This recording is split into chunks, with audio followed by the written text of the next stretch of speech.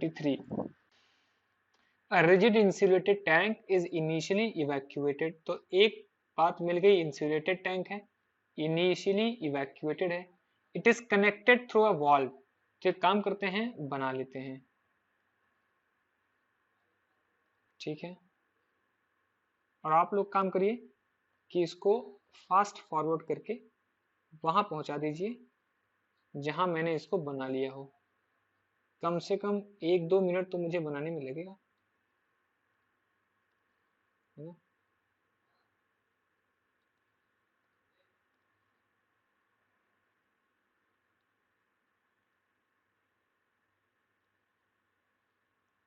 ठीक,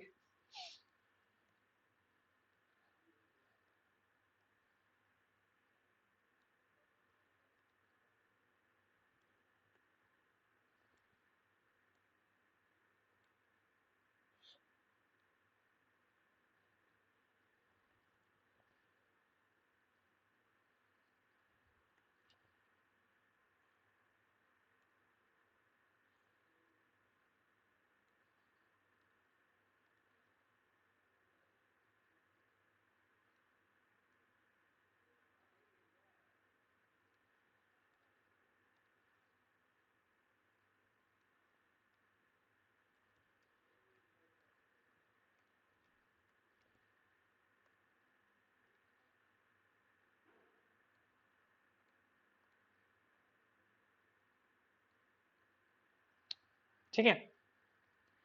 अब हो ये रहा है कि यहां से it is connected through a valve, ये है valve, to a supply line that carries air at constant pressure. तो यहाँ पे एयर आ रही है 250 मेगा पास्कल पर और 400 केल्विन पर, और ये एयर इसके अंदर जा रही है थ्रू दिस वॉल्व, ठीक है। जब इसको ओपन कर दिया गया, वॉल्व को हमने ओपन कर दिया है, the air is allowed to flow into the tank until the pressure inside the tank reaches to 250। और फिर यहाँ पे पहले इनिशियली इवैक्यूएटेड, यहाँ लिख भी देता हूं, इनिशियली इवैक्यूएटेड,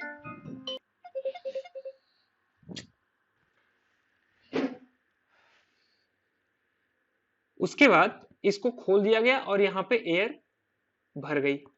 सो इनिशियली ये इवैक्यूएटेड थी और फाइनली इसमें 250 किलो पास्कल एयर, इतने प्रेशर की एयर फिल हो चुकी है। तो ये पूछ रहा है कि final temperature of the air inside the tank. वैसे नॉर्मली हम नोटेशंस में थोड़े कंफ्यूज होते हैं, हालांकि अभी मैं इसको पढ़ाने नहीं बैठूंगा, अगर क्योंकि पढ़ाने बैठा तो बड़ा लंबा खिंच जाएगा ये, तो मैं इसे भी फिलहाल डायरेक्टली इसको सॉल्व करता हूं और फिर कभी पढ़ाएंगे इसको कि होता क्या है। सो सबसे पहले हम एक काम करते हैं, मास को करते हैं। सो हमने ले लिया सिस्टम। देखो हम एक काम करते हैं, कुछ चीजों को समझाने की ठीक से कोशिश करता हूं मैं। सो किसी एक पर्टिकुलर टाइम पे हमने, ये हमारा सिस्टम है, किसी एक पर्टिकुलर टाइम पे, यानी कि स्टार्टिंग की बात नहीं कर रहा हूं, किसी एक पर्टिकुलर टाइम पे ये हमारा सिस्टम है, और तब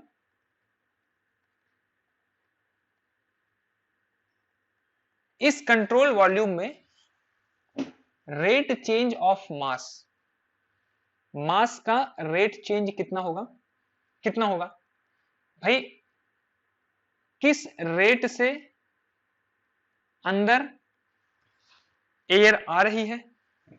मान लो अब यहां इनलेट तो है, मान लेते हैं यहां एक आउटलेट भी है, और किस रेट से इस आउटलेट से बाहर जा रही है, किस रेट से एयर अंदर आ रही है और किस रेट से एयर बाहर जा रही है। देखो ये एक सिचुएशन हो गई। और दूसरा इसी मास फ्लो रेट से है कि हमारी एनालिसिस करने से पहले, यानी वो एक पर्टिकुलर टाइम की बात है कि करने से पहले कितनी एयर मौजूद है, जिसको बोलेंगे m1। जितनी एयर मौजूद है, that is not m.1, that is only m1, इतनी एयर मौजूद है। हमने उसके बाद देखो ध्यान से, m1 एयर मौजूद है, बहुत ध्यान से समझना क्योंकि जनरली यही कंफ्यूजन होता है। m1 एयर मौजूद है, हमें नहीं पता कितना है, m1 की वैल्यू क्या है नहीं पता, m1 एयर मौजूद है। उस m1 एयर मौजूद होने के बाद m.i रेट से एयर अंदर आ रही है और m डॉट o रेट से बाहर जा रही है। सो अगर ये रेट लिटरली डिफरेंट है तो इसका मतलब, और मान लो इनर अंदर जो आ रही है वो ज्यादा है और बाहर जो जा रही है वो कम है, सो विद टाइम क्या होगा, क्या मास एक्यूमुलेट होगा? Yes. So over a time period t कुछ मास एक्यूमुलेट हो जाएगा। सो एक्यूमुलेटेड मास कौन सा है? वो ये मास है, देखो ये मास है एक्यूमुलेटेड मास, और पहले क्या मास था? m1। ये दोनों जब जुड़ गए तो क्या मिला हमें? m2 मिला, यानी बाद का मास। बात समझ आ रही है? जब इसमें हम m1 जोड़ देंगे तो हमें मिल जाएगा m2।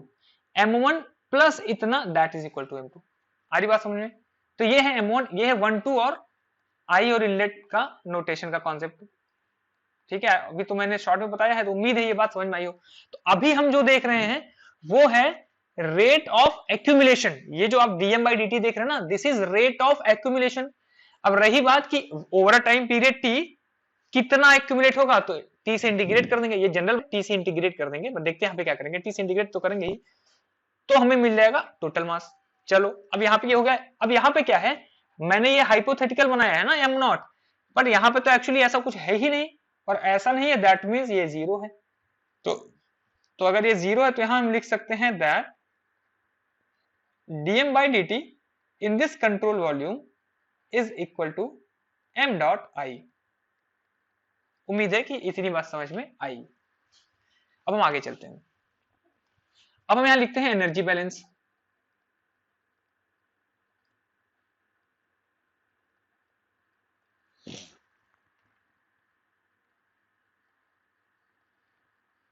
एनर्जी बैलेंस अगर हम लिखते हैं, एनर्जी के लिए देखिए क्या होगा। अब हमारे पास तो एनर्जी बैलेंस भी हम किसी पर्टिकुलर टाइम पे देखेंगे, यानी कि हम क्या देखेंगे कि कितनी एनर्जी एक्यूमुलेट हो रही है, या हमने क्या देखा, कितना मास एक्यूमुलेट हो रहा है विद टाइम। अब यहां देखते हैं, मतलब मास एक्यूमुलेशन रेट। अब यहां एनर्जी एक्यूमुलेशन रेट, कितनी एनर्जी स्टोर हो रही है, ऐसा कुछ हम देखना चाहते हैं। सो du by dt in this control volume and thus that must be equal to, देखो कितनी फ्लो रेट इनमें है, सो m dot I multiplied by H I plus के ई आई प्लस पीई आई। कितना इन आ रहा है, यानी इस जगह से कितना अंदर आ रहा है, ठीक, और प्लस कितनी हीट आ रही है। ठीक है, दिस इज एनर्जी। ये दो चीजें इन हो रही हैं और इस सिस्टम से बाहर क्या जा रहा है, तो ये जो हमने हाइपोथेटिकल एक आउटलेट लिया है, इस आउटलेट से चीजें बाहर जा रही है, MO plus KEO plus PEO, इतनी बाहर जा रही है, और मे भी ये थोड़ा वर्क भेज रहा हो बाहर, तो W ऑफ कंट्रोल वॉल्यूम। ये हो गया इसकी टोटल इक्वेशन। अब इस टोटल इक्वेशन में सबसे पहली बात क्या लिखा है, इंसुलेटेड टैंक है, Q जीरो हो गया। क्या कहीं पर निगलेक्टिंग काइनेटिक एनर्जी और पोटेंशियल एनर्जी लिखा हुआ है? Connected this flow rate assume perfect gas with this, लिखा नहीं है, बट कोई भी ऐसी इंफॉर्मेशन नहीं है जिससे हम या तो एंटरिंग काइनेटिक एनर्जी निकाल पाए या आउटगोइंग काइनेटिक एनर्जी निकाल पाए, ऐसी कोई इंफॉर्मेशन एक्चुअली दी नहीं है। सो हम ये तो नहीं कहेंगे कि ये जीरो है, बल्कि मैं यहां पे लिखूंगा that delta K E is zero and delta PE is zero. तो इसलिए मैं इनको एक साथ वैसे खत्म कर रहा हूं, क्योंकि डेल्टा है, चेंज नहीं है, ऐसा नहीं कि इनिशियल में कुछ नहीं था और बाद में कुछ नहीं है, हम ये मान रहे हैं there is no change. Practically देखा जाए तो काइनेटिक एनर्जी में चेंज होगा, भाई सीधी बात है, यहां से एंटर कर रहा है तो कुछ काइनेटिक एनर्जी है, बट इस सिस्टम के अंदर जा रहा है तो रुक जा रहा है, बट निगलेक्ट कर रहे हैं, but just neglecting it. Okay, अब ये सब तो बात ठीक है। अब नेक्स्ट चीज देखते हैं, अगर मैं बात करूं तो m डॉट ओ तो वैसे भी नहीं है ना, आउट गोइंग, कुछ आउट जा ही नहीं रहा है, जब कुछ आउट ही नहीं जा रहा है again, so this is also zero. ध्यान से समझिए इस बात को, एक एक स्टेप कर रहे हैं हम लोग, और इस पूरे सिस्टम में कहीं सॉफ्ट वर्क नहीं दिख रहा है, ना कहीं डिस्प्लेसमेंट दिख रहा है, किसी भी तरह का कोई वर्क हमें देखने को नहीं मिल रहा है। ये रिजिड टैंक है, तो वॉल्यूम भी चेंज नहीं हो रहा है, ना ही कोई शाफ्ट इसके अंदर घुसी पड़ी है जो कि इससे एनर्जी लेकर के चल रही है और कहीं और डिलीवर कर रही हो। That means even this is zero.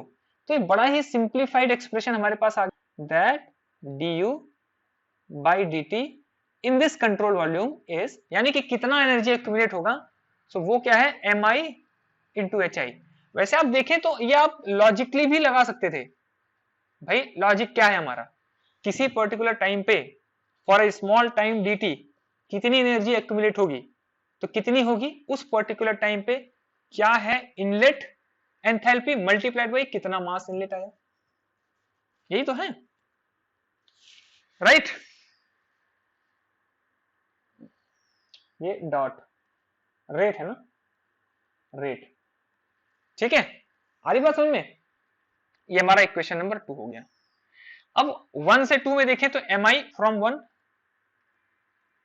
हमें पता है, देखो एम आई की वैल्यू यहां रिप्लेस कर दो, एम आई की वैल्यू रिप्लेस कर दें, तभी हम जस्ट सीवी कॉमिट कर देते हैं नोटेशन को, ये हो जाएगा DM by D T into H आई। अब इसे टी में इंटीग्रेट कर देते हैं, से हो जाएगा integration D U by D T into D T 1 to 2 is equal to integration dm by dt hi dt 1 to 2, ठीक है। सो इसको इंटीग्रेट करोगे तो बहुत सीधी सी बात है कि यहाँ पे क्या आ जाएगा, सिंपली ये u आ जाएगा, यहाँ पे आ जाएगा u2 माइनस u1। अच्छा, अब हमने io क्यों नहीं किया, 1 2 किया, बात समझ आ रही है, क्योंकि अब हमने इस io को over a time period T चला लिया। देखो इनलेट इनकमिंग और आउटगोइंग को ओवर अ टाइम पीरियड चला लिया और चला के देखा कि शुरू में कितना था और बाद में कितना था, बात समझ आ रही है। सो इसलिए अब हम u1 और u2 देख रहे हैं क्योंकि u1 और u2 to different time stamps पे है, ठीक है।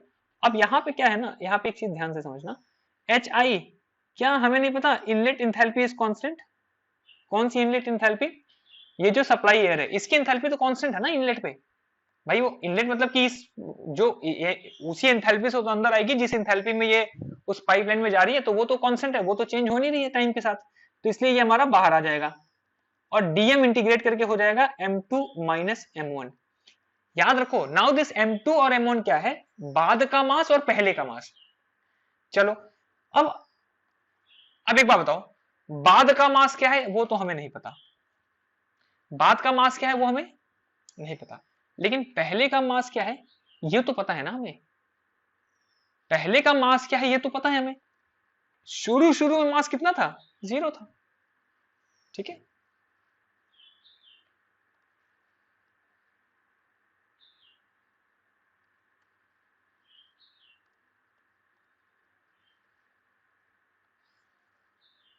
तो शुरू शुरू में मास 0 था, और अगर शुरू शुरू में मास 0 था यानी उसमें कुछ था ही नहीं, तो ऑफकोर्स इनिशियल एनर्जी भी 0 होगी। तो यहां से हम बोल सकते हैं that now this u2 is equal to m2 into H I, that's it, question यहीं पे खत्म हो चुका है। क्यों, u2 क्या है, u2 इज नथिंग बट, अब कितना मास उसके अंदर है, multiplied by cv multiplied by क्या टेम्परेचर उसका अभी, यानी T2 इस टाइम पीरियड पे लास्ट में जब भर जाने के बाद क्या टेम्परेचर है, that is equal to m2 multiplied by cp multiplied by te, क्या टेम्परेचर इन हो रहा था, m2 से m2 भी कैंसिल आउट हो गया, so T2 is equal to gamma ti, यहां से आ गया cp बाई cv गामा हो जाएगा। और ये बहुत सिंपल सा एक्सप्रेशन जो हमें याद भी रख सकते थे अगर हम चाहते तो, मतलब प्रिपरेशन करने के बाद हम चाहे तो याद रख सकते हैं, और इसको डायरेक्टली इन सिचुएशंस के अंतर्गत, यानी कि रिजिड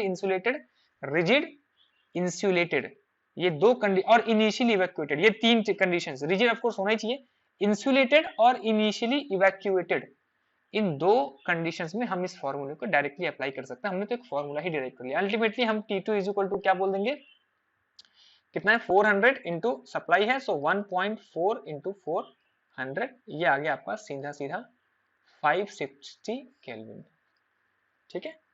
तो यहाँ पे लिख देंगे हम 560 केल्विन, क्या हो गया 560 केल्विन, ठीक।